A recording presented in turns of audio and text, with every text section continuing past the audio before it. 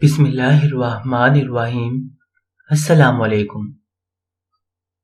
حضرت عائشہ رضی اللہ تعالیٰ عنہ فرماتی ہیں کہ ایک مرتبہ حضرت صلی اللہ علیہ وآلہ وسلم اپنے نالین مبارک کو بنفس نفیس پیوند لگا رہے تھے اور میں چرخہ کاٹ رہی تھی۔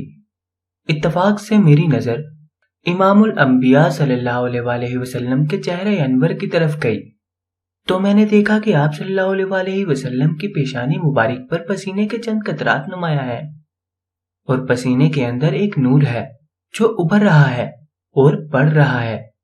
حضرت عائشہ رضی اللہ تعالیٰ عنہ فرماتی ہیں کہ میرے لیے یہ ایک ایسا خوبصورت منظر تھا کہ میں حیرت و تعجب سے پوری دل جمعی کے ساتھ کافی دیر تک آقا صلی اللہ علیہ وسلم کی جبہ مبارکہ دیدار کرتی رہی۔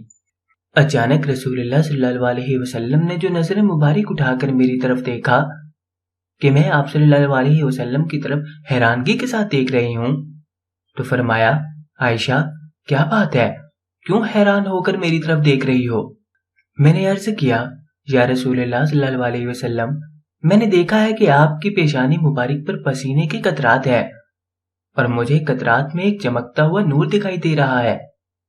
اس خوشکن اور مبارک منظر نے مجھے آپ کی طرف دیکھتے رہنے پر مجبور کر دیا تھا۔ بخدا اگر کبیر حضلی یعنی زمانہ جاہلیت کا مشہور شاعر آپ کو دیکھ لیتا تو اسے معلوم ہوتا کہ اس کے اشعار کا صحیح مصداق رسول اللہ صلی اللہ علیہ وسلم کی ذات اقدس ہے۔ نبی کریم صلی اللہ علیہ وسلم نے فرمایا، سناؤ تو اس کے اشعار کیا ہیں؟ حضرت عائشہ رضی اللہ تعالیٰ عنہ فرماتی ہیں کہ میں نے حضور علیہ الصلوۃ والسلام کو ابھی کبیر حضلی کے یہ اشعار سنائے۔ ترجمہ: وہ ولادت اور رضاعت کی آلودگیوں سے پاک ہے۔ اس کے روشن چہرے کو دیکھو تو معلوم ہوگا کہ نور اور روشن برق جلوہ دے رہی ہے۔